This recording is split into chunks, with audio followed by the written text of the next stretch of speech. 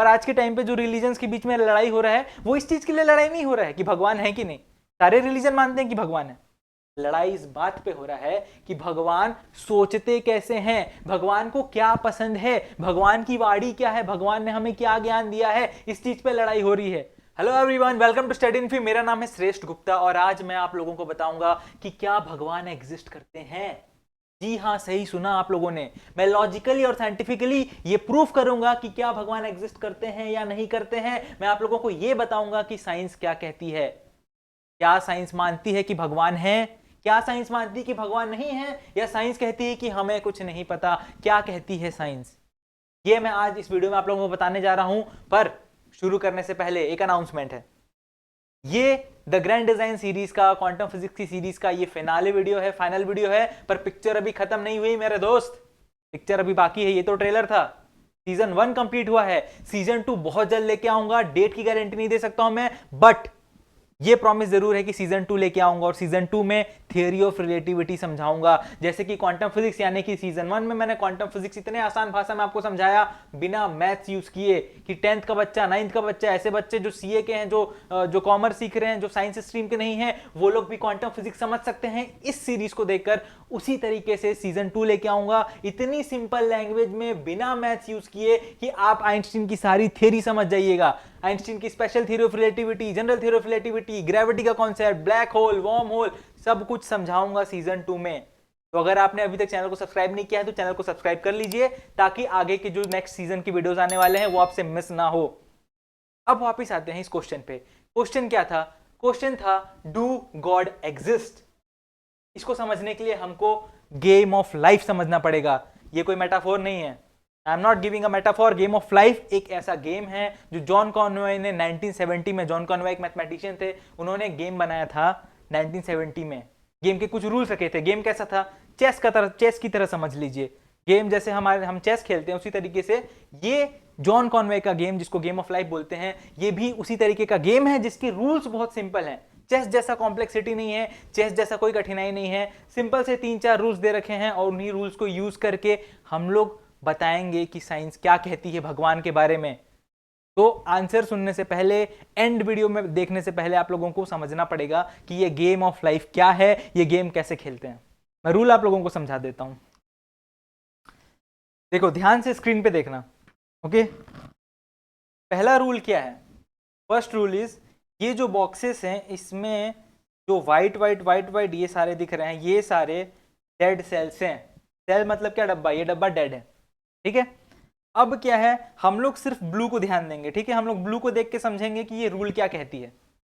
पहला रूल ये कहती है कि अगर किसी भी लिविंग बॉक्स के पास, मतलब ये ब्लू जो है, ये जो ब्लू यहां पर दिख रहा है, ये एक लिविंग बॉक्स है, और लिविंग बॉक्स के पास आसपास में अगर 2 से कम नेबर्स हैं, नेबर का मतलब क्या? नेबर का मतलब ये अगल बगल, टेढ़े मेढ़े, ये सारे हैं इसके नेबर्स।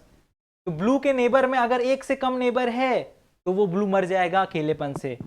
इस वाले डायग्राम में देखिए, इसका सिर्फ एक ही नेबर है। ये ब्लैक वाला जो है वो ब्लू का नेबर है, इकलौता नेबर है, इस वजह से ये ब्लू मर जाएगा।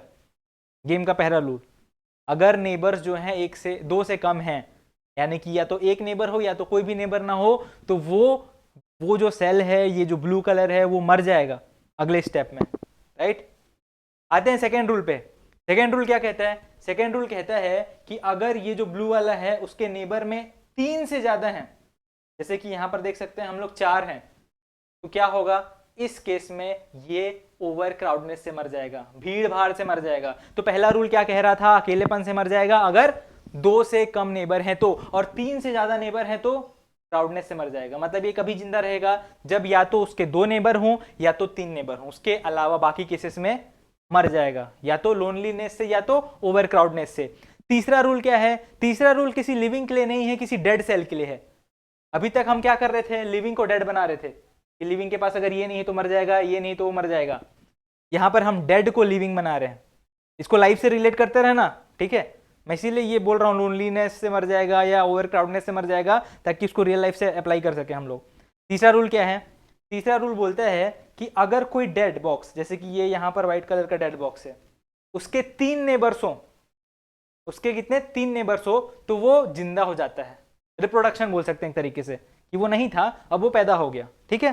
तो इसके देखिए ब्लैक 1 2 3 तीन नेबर्स हमको दिख रहे हैं इनके, इस ब्लैंक वाले के। क्या हुआ, ये पैदा हो गया, ये ब्लू पैदा हो गया।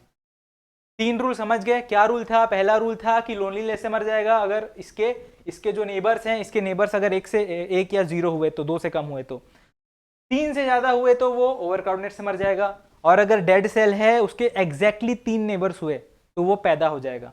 ये 3 रूल्स हैं। चौथा रूल्स ऑटोमेटिकली आ जाता है कि बाकी केसेस में कुछ नहीं होगा। अगर ये जो 3 रूल्स हैं इनके अलावा कोई भी केस बन रहा है, ऐसा सिनेरियो बन रहा है जिसमें इन तीनों के अलावा कुछ भी आ रहा है, तो there will be no change, जैसा है वैसा ही रहेगा। बात खत्म। रूल समझ गए? आइए फिर गेम खेलते हैं। ठीक है, ये गेम ऑफ लाइफ है, गेम ऑफ लाइफ, ये कंप्यूटराइज्ड गेम ऑफ लाइफ है। इसमें क्या होता है, ये हर स्टेप कंटिन्यूसली अपने आप ऑटोमेटिकली बढ़ता जाता है, एक के बाद एक, एक के बाद एक, एक के बाद एक। मतलब मान लो कि मैंने, जैसे कि यहाँ पर मैं दिखा देता हूँ करके, ये देखो एक बॉक्स है, अगर ये एक बॉक्स अकेलौता है, इसके आसपास पड़ोस में कोई जिंदा नहीं है, तो इसका जब मैंने ये नेक्स्ट स्टेप किया तो क्या हुआ, गायब हो गया, नेक्स्ट स्टेप में गायब हो गया। फिर से दिखाता हूँ, ये अकेला है, नेक्स्ट स्टेप किया, गायब हो गया। ठीक, अब मान लीजिए कि यहाँ पर 2 लोग हैं अगल बगल में, 2 में भी क्या होगा, ये इकलौते इकलौते, कोई पड़ोसी नहीं, एक एक पड़ोसी हैं, तो ये लोग लोनलीनेस से मर जाएंगे। तो लोनलीनेस से मर गए मतलब क्या, देखो मैंने नेक्स्ट पर क्लिक किया, मर गए। अब क्या हुआ, मान लो कि मैंने 1 2 3 4 5 6 ये रैंडमली कुछ कुछ कर दिए, कुछ कुछ कर दिया, कुछ कुछ कर दिया, कुछ कुछ कर दिए, कुछ कुछ कर दिए, कुछ कुछ कर दिए, कुछ कुछ कर दिया, कुछ कुछ कर दिया, कुछ कुछ कर दिया। ये मैं बहुत सारे क्रिएट कर दे रहा हूँ लाइफ पैटर्न्स जो रैंडमली मैंने क्रिएट कर दिए। अब ये जो लॉ है, उन लॉ को ऑटोमेटिकली कंप्यूटर कैलकुलेट करेगा हर स्टेप का कंटिन्यूअस में। तो मैं बार बार नेक्स्ट पर क्लिक नहीं करूंगा, मैं स्टार्ट कर देता हूँ इसको, ये ऑटोमेटिकली होता रहेगा। उसके बाद हम देखेंगे कि क्या होता है। स्टार्ट,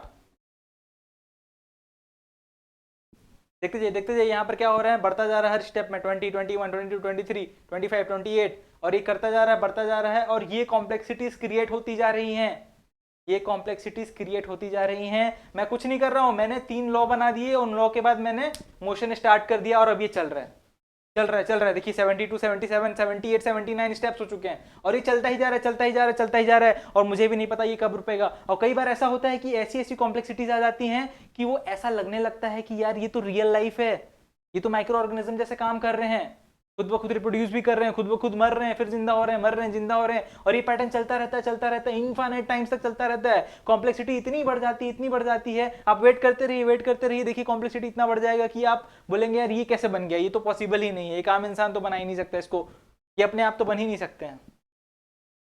क्या ये गेम समझ आ गया? अगर ये गेम समझ आ गया तो अभी जो बोलने वाला हूं मैं भगवान को लेकर, वो भी चीजें समझ आएंगी। मैं इस गेम को रोक देता हूं एक बार, मैंने ये गेम रोक दिया, गेम को बंद करते हैं। Let's come back to the question. Question क्या था? क्वेश्चन था गॉड वर्सेस साइंस।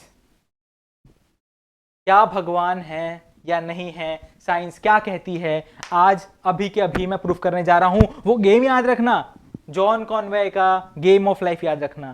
गेम में क्या रूल था? सिर्फ 3 सिंपल रूल्स, जिससे इतनी कॉम्प्लेक्सिटी क्रिएट हो गई।